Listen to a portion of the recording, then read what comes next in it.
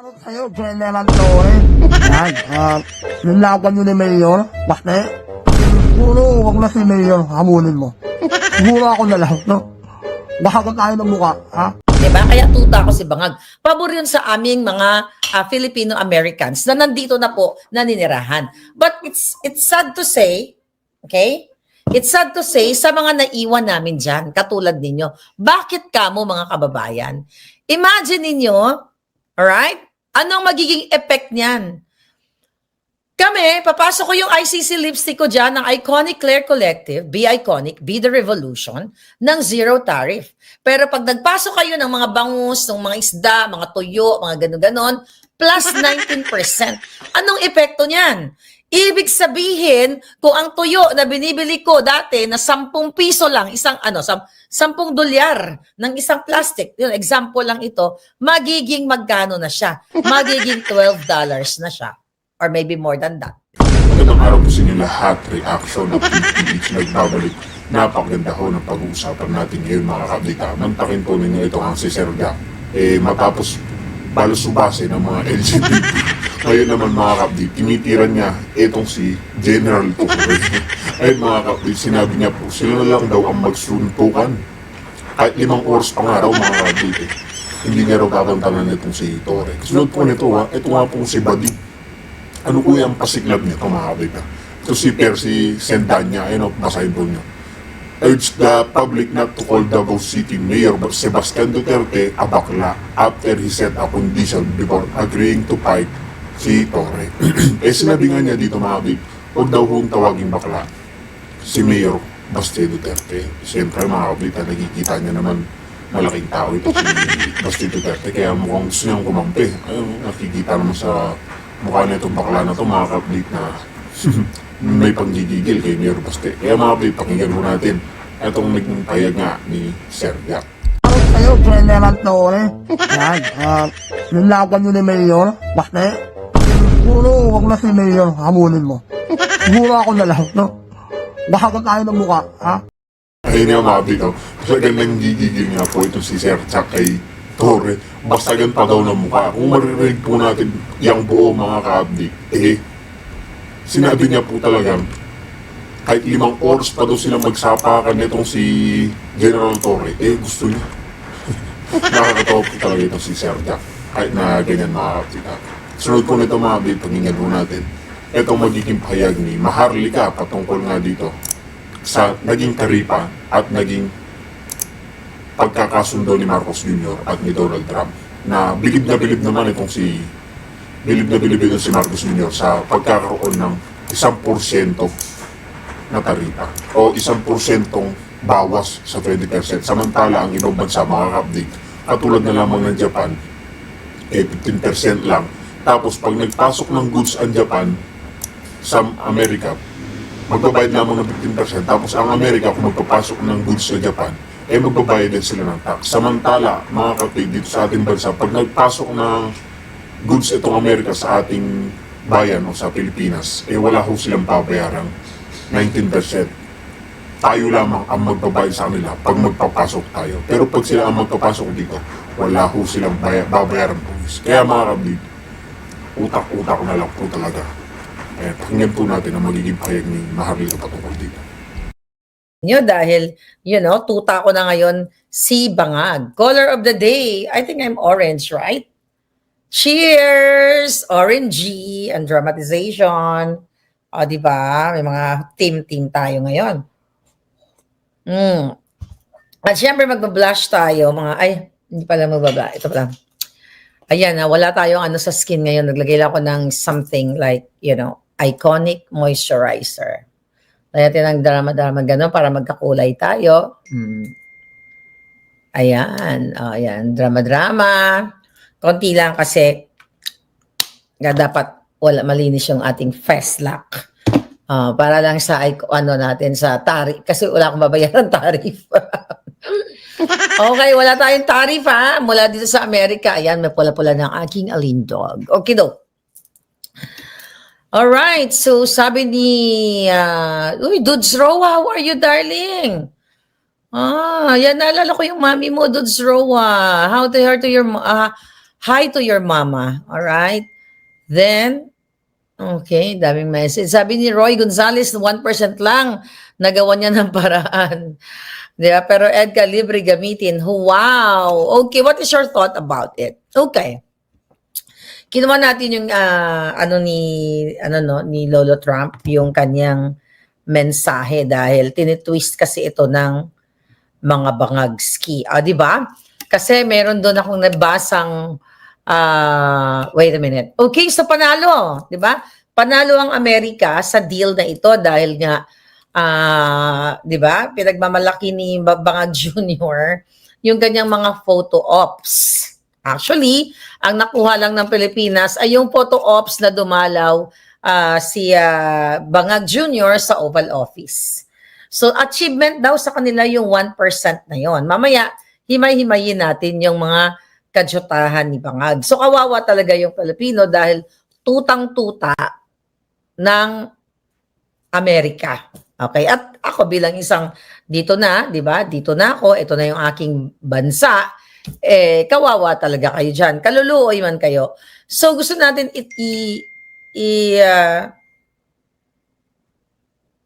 okay. So, tingnan natin to Gusto ko lang muna tong boljakin tong Philippine Star bago tayo dun sa statement ni Trump. Kasi mga headline nila, Trump binanatan ang Duterte administration. Hindi nila alam ang ginagawa nila. Alam nyo, yung mga reporter nyo, palitan nyo na yan. Mahina yung comprehension. Right? Sobrang hina. Kasi mga kababayan, tinitwist nila na binoljak daw ni Papa Trump. What's that? Okay. Binoljak daw ni Papa Trump ang Duterte administration. Doon muna ako magtuto kasi baka makalimutan ko. Ito kasi isang statement, ay exact statement ni Trump doon sa intro, doon sa, nakita nyo sa press. Teka lang, kailangan i-flex natin yung ating orange. Diba? May dalawa tayong orange yan. Sabi ni Trump, well, thank you very much, everybody. It's a great honor to have President Bangag Marcos, ako lang yung Bangag, okay? Of the Philippines, a great family. Talaga to si Trump, bolero din to, no? Great family legacy, di ba? Sarcasm yun, legacy ng pagnanakaw. Alright, then sabi pa niya, and highly respected in this country. Oh my God. Nagpapaniwala naman ng mga bangag.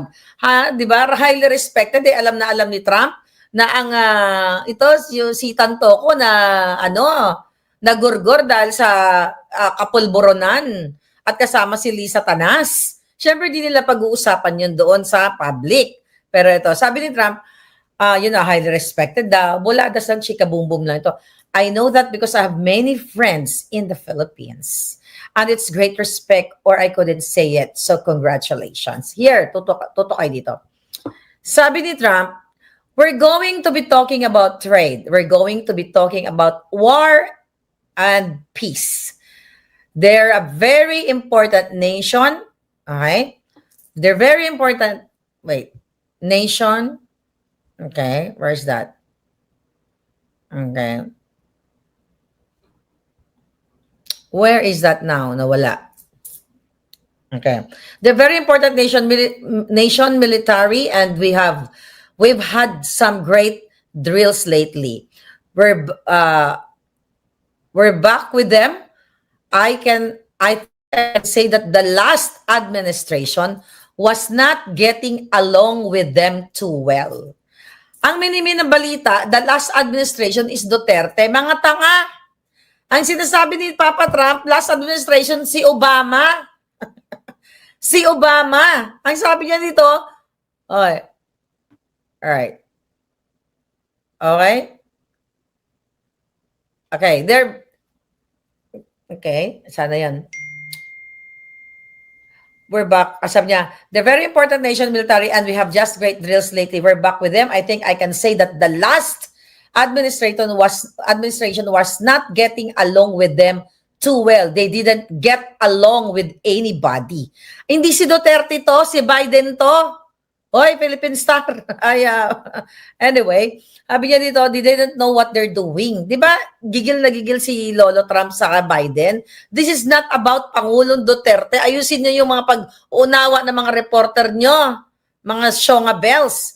But we have some fantastic military relations with the Philippines, and that's been reinstituted. Okay? And Pete, okay, si ano niya, dami message pumapasok. I would say that you couldn't be happier, right, with the partnership. So I just want to say it's an honor to have you. Okay? We're getting to talk about trade today, and we're very close to finishing a trade deal. Big trade deal, actually. Para sa amin. Kaya tuta ko si Bangag. Kasi ang magbe-benefit nito is kami na nandito sa Amerika. Diba? So ngayon, mga kababayan, okay, sabi pa ni Trump, but I was surprised to see the kind of numbers. They're big, they're very big, and they're going to get bigger under what we're doing and what we're proposing. And I just want to thank you for being with us. It's a great honor, you and your representatives. It's really a great, great honor. At after that, si Trump ay nag-post sa kanyang Truth Social account. Mamaya basahin natin yung eksakto niyang pinost. So ngayon, sinasabi niya na ibigyan natin ng emphasis itong, I think, sabi niya, I can say that the last administration was not getting along with them too well. They didn't get along with anybody. They didn't know, sabi niya, didn't know what they were doing. So nga, sabi ko nga ito mga palangga, hindi ito patungkol kay Pangulong Duterte. Ito ay patungkol, di ba, kay Trump na, somehow sinasabi ni Trump dyan, ang ibig sabihin, now I'm the president, now I'm getting along with anyone. Di ba, minura nga, di ba, okay nga ni PRRD not Obama, si Biden pala, sorry. Did I say Obama kanina? Di ba? Biden. Oh, no. Wait. Obama and Biden pala, no? Obama. Yeah, kasi dalawang presidency, from 2016. So, Obama. This is all about Democrats, mga palangga. 'Di ba? Ang ibig sabihin nito ni Trump na nung panahon ni Biden at ni Obama ay, hindi sila nag-get along with the Philippines. But ibig sabihin yan, ay may binoljak ni Trump si Pangulong Duterte. So ngayon mga palangga, Shonga bells din talaga itong Philippine Star kasi ang headline nila ng mga gago, the headline is Trump binanatan ng Duterte administration. Basahin nga natin to sa kauna-unahang pagpulong ni US President Donald Trump at Pangulong Ferdinand Marcos matapos mahalal si Trump para sa pangalawang termo, diretsang binanatan ng American leader and dating Pangulong Rodrigo Duterte at sinabing hindi nila alam ang ginagawa nila. Hoy, ang bobo-bobo, sinong reporter nito? Philippine Star, ang bobo-bobo ng reporter nyo. Simpleng English lang yan. O gusto nyo talagang i-twist. Sabi dito, tinranslate nila sa Tagalog. Masasabi ko ang nakarang administrasyon ay hindi naging maayos ang pakikitungo sa kanila. Hindi sila magkasundo ng kahit sino. Sa totoo lang, hindi nila alam ang ginagawa nila. Sabi ng Philippine Star, ni Trump sa wikang English, Bilanggit ito ng Trump habang pinupuri ang kasalukuyang relasyon ng Amerika at Pilipinas sa ilalim ni Marcos. Alam kong nagkaroon kayo ng problema sa isang dating Pangulo at hindi mo kasalanan yon. But anyway, hindi natin basahin yung katangahan na yan. Di ba? Anong comment nyo doon? Nasa copy na ba tayo ng mga Amerikano, sabi ni Ving Carmona. So basahin ko lang yung Truth Social. Okay, here's the Truth Social account. Gusto ko itong basahin. After nila mag-usap, okay, here we go. This is it, di ba? Ayan, basahin ko yan. President Ferdinand Marcos of the Philippines just leaving the White House with all of his many representatives. Many. Look at the, the word na sinabi ni Trump. Okay? Many representatives. Marami kasing asong ulol na kasama si Bangag. It was a beautiful visit and we concluded our trade deal whereby the Philippines is going open market with the United States and zero tariffs. The Philippines will pay a 19% tariff. In addition, we will work together military. It was a great honor. Ayan. It was a great honor to be with the president. He is highly respected in this country. Wow, highly respect. Alam mo, ang tawag diyan ay diplomacy. Kahit naman sabihin kahit alam naman ni Trump na adikto si Bangag, nakita niyo bang umingiwi-ngiwi siya doon? Nakita nyo, kung makita nyo yung transcript, gumaganon si Bangag. Nabubulol talaga siya doon, mga kababayan. So ngayon, sabi pa ni Trump, yeah, it was a great honor to be with the president. He is highly respected in this.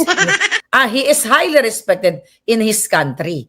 Yeah, respected talaga siya ng smuggler, kidnapper, bangag, at mga addictos benedictos, right? That's true naman, as he should be. He's also a very good and tough negotiator. My God. We extend our warmest regards to the wonderful people of the Philippines, sabi ni Lolo Trump. Paano naging magaling na negosyador? Okay? It's like ibinenta na kayo sa amin dito sa Amerika. Imagine nyo, from 20% naging 1% na lang ang ipapataw. Ay, no, 1% na lang. 1% ang ibinawas sa ipapataw na tariff o na taxes, di ba? Sa lahat ng mga produktong papasok dito sa Amerika. Di ba? I-imagine natin yan. Anong ibig sabihin yan? Unang-una, ang sabi ni Trump, okay, it was tawag ito, it was beautiful, great honor, magaling si Trump sa ganyan. At nagkasundo sila, Ngayon, mga kababayan, intindihin natin sa ating layman's term. Okay? So meaning, ang lahat ng ipapasok na mga produkto ng Amerika, okay, yung i-export namin dyan, okay? Ang i-export namin, katulad ng ICC, okay, nitong cosmetics na ito magandang halimbawa, ito palangga. So yung i-export ko dyan, ito zero taxes. Maganda yon kasi, cosmetics, di ba? Kumpara sa ibang mga brand, di ba? So mag-ICC na lang kayo. So pabor yun sa akin. Diba? Kaya tuta ako si Bangag. Pabor yun sa aming mga Filipino-Americans na nandito na po naninirahan. But it's sad to say, okay? It's sad to say sa mga naiwan namin dyan, katulad ninyo. Bakit kamo mga kababayan? Imagine ninyo, alright? Anong magiging effect niyan? Kami, papasok ko yung ICC lipstick ko dyan ng Iconic Claire Collective, Be Iconic, Be the Revolution, ng zero tariff. Pero pag nagpasok kayo ng mga bangus, ng mga isda, mga tuyo, mga gano'n-ganon, plus 19%. Anong epekto niyan? Ibig sabihin, kung ang tuyo na binibili ko dati na 10 piso lang, $10 ng isang plastic, yun, example lang ito, magiging magkano na siya? Magiging $12 na siya. Or maybe more than that, di ba? Kasi mayroong 20% tariff. So meaning, kung ako dati ay mamahalan na ako sa $10 na isang plastic na tuyo, magdadalawang isip ako ngayon. Ay, tangin na, hindi na, doon na lang ako kakain ng tuyo pag umuwi ako ng Pilipinas. So hindi na ako bibili ngayon ng tuyo, di ba? So anong magiging epekto niyan? Mga kababayan, ang epekto niyan sa Pilipinas. So ngayon, matitenga ang mga tuyo dyan hanggang sa anong mangyayari. Di ba? Ano ang mangyayari niyan mga palangga? Kapag natenga na yung mga nagmahal ang mga produkto dito sa Pilipinas. Ay, sa Pilipinas. Ang produkto ng Pilipinas dito sa Amerika. Ibig sabihin, apektado kayo. Kayong mga nag-i-export.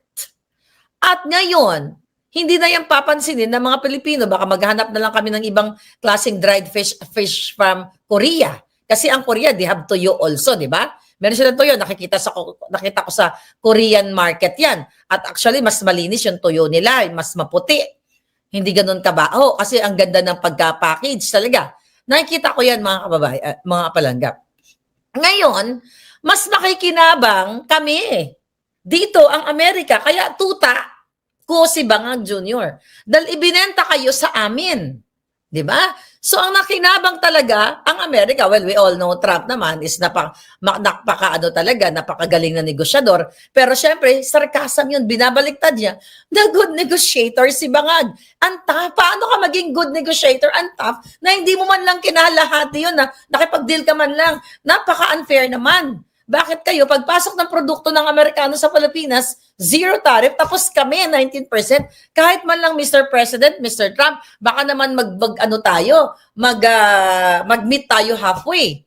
Diba? 50%, like 10% na lang. Medyo malaking tignan kahit paano. Okay, nakipag-bargain and everything.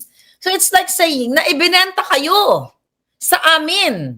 Kasi mas makikinabang kami dito sa trade deal na ito, mga kababayan. Imagine mo, US products papasok sa Pilipinas, zero tariff, tapos pagpasok ninyo dito, dito, pag nag-export kayo dito, mga kababayan, 19%. Kami wala kaming binabayaran, kaya abangan nyo to dyan, papasok natin dyan. Tama ba yon? Patas ba yon? Hindi naging patas. Ano ang magiging effect nito, mga palangga? Yung ating mga magsasaka, yung mga local traders, yun talagang grabe. 'Di ba? Tapos ngayon, sinasabi ng mga bangag, achievement daw ito. Unang-una, win-win kami dito. Win-win ang Amerika dito. Zero din yung military. What you call it? Yung ano tawag dyan? Yung military cooperation. Diba? Favorite naman namin talaga eh. Na kaming mga Filipino-Americans, sa mga Amerikano talaga, na makipagsundo dyan sa military strategic, location. O ano ngayon? Bakit bagsak at bakit tuta si bangag dito, mga kababayan? Bakit?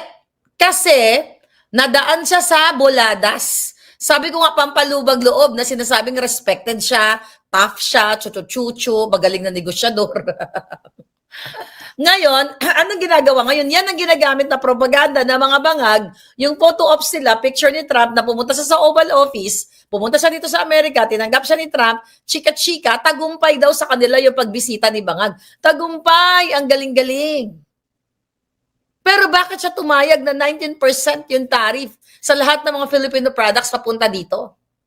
Nasaan yung fairness? 'Di ba? Sa akin, okay 'yun kasi America first. Yan kasi ang ano ni Trump, 'di ba? Kaya nga ako, nung nag-isip ako ng ganitong product, maraming magsasabi sa akin, mura sa ganito, mura sa ganyan. No, America first. 'Di ba? American brand. Yung cosmetic, it should be American brand. Everything is America. Di ba? Ngayon, sabi ko nga, dito sa ating mga Pilipino na nasa Amerika, good deal talaga yon. The best among the rest. Pero syempre, dahil tayo ay may mga pamilya sa Pilipinas, may mga naiwan tayo doon na mga like kayo, kung meron kayong mga pamilya na mga magsasaka o yung, not only magsasaka, yung mga, let's say for example, yung mga, may mga pastulan, 'di ba? Yung may mga farm, may mga baka, kung ano-ano pa. So lugi kayo dito kasi kung magpapasok kayo ng produkto dito, mahihirapan kayo kasi imagine nyo 19% darling. Okay? Ngayon, mga palangga. Ang sabi niya? Okay. Yeah, 19%.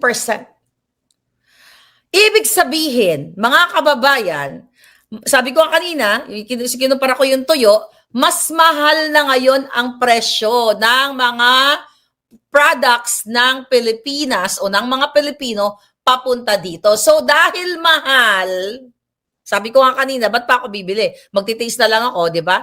No, pagbalik ko na lang ng Pilipinas, bibili ako ng tuyo. Pero hindi nga ako makakabalik. Kasi nga may warrant of arrest akong 7 dahil sa bangag administration na ito. Di ba? So ngayon, giving that example, wala nang bibili ng Filipino products. Dito kasi nga mahal na eh. Ngayon, mga palangga, double win-win talaga. Kasi kung may bibili man, 19%, US government pa rin ang makikinabang. So lugi yung ang mga exporters o yung Pilipinas. Bakit? Kasi dahil wala nang bumibili, mabagsak yung demand. Kaya sabi ko kanina, sa Korea na lang ako bibili ng tuyo. Sa Korean store na lang ako. Kasi walang buwis eh. Walang buwis. 19% yung buwis. Yung sa Amerika, kami yung pagpasok namin dyan, pag nag-export kami, walang buwis. Kaya ngayon, ang mangyayari, paano makaka-apekto yan? So, doon sa mga hindi farmers, doon sa mga mamimili, actually, pabor to sa inyo dyan sa Pilipinas, sa MAU, kasi nga yung yung produkto namin, mas mura. So ngayon, mabuboycott yung local products. 'Di ba? So marami ngayon kaming ipapasok na mga produkto dyan, made in America, sa, Filipino market. At yung iba, good thing yan sa inyo, like cosmetics, di ba? Mas mura, dadadala, compare sa Ever Bilena. Di ba? Ayan, favorite ko yung Ever Bilena, nung nandiyan ako, di ba? So, mas mumura kami na mga exporter. Ngayon, mga kababayan, mas mahihirapan nga kayo diyan yung mga local producer, like farmers, mahirap kayo makipagsabayan. Ngayon, mga palangga, lalakas ang produkto ng Made in USA. Kakabog sa bangayan. Wala, pabor sa Pilipinas, whether papasok, palabas, pabor dahil may 19% kaming ita-charge sa inyo. Mahirapan na ngayon maibenta ang mga produktong Pilipino dito, 'di ba? Kasi hindi lang naman Pilipino ang bumibili ng products natin. Yung mga Indians, mga Latinos, 'di ba? Nakikita ko 'yan sa Filipino market. Dahil lugi na kayo diyan, dahil syempre wala nang bumibili ng produkto niyo dito. Eh magsasara na lang kayo, 'di ba? Oh. Isasara niyo ang inyong mga pabrika kasi nga hindi na kayo nakaka-penetrate sa Amerika dahil napapanis ang inyong mga paninda dito sa US. Bakit napapanis? Dahil sa 19% mahal na nga. Actually, before this, ang mamahal na ng produktong Pilipino dito sa Filipino store. Mapapanis, di ba? Let's say for example, di ba, yung coffee lang ng Batangas o yung mga Barako coffee natin, di ba?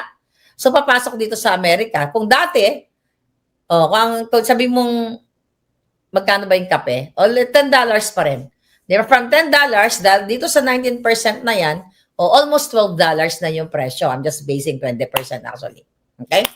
So ngayon, mga kababayan, bakit ako bibili ng Batangas coffee na $12 kung meron naman ako mabibili, na $6 or $8? So yung Batangas coffee ninyo, mabubulok yung mga Barako na yan dito. So sino ngayon ang makikinabang? Kami pa rin. Mabubulok kayo dito. Let's say for example, pero hindi naman yata ang milk naman namin dito wala. Like yung gatas na mga nasa lata, minsan may nakikita ako na, na mga powder, mga gatas galing ng Pilipinas. 'Di ba? So, meaning kung bumibili ka dati ng Nido o Bear Brand na powder, again, $10 o $20, naging 24, pipili ka dun sa local dito or made in wherever, kahit saang bansa. Di ba? Minsan kasi iba-ibang, hindi lang naman, pero hindi lang naman, US made yung gatas, iba-ibang bansa din ang pinanggagalingan. But more on, mas maraming milk, like fresh milk, powdered milk, dito talaga na made in America.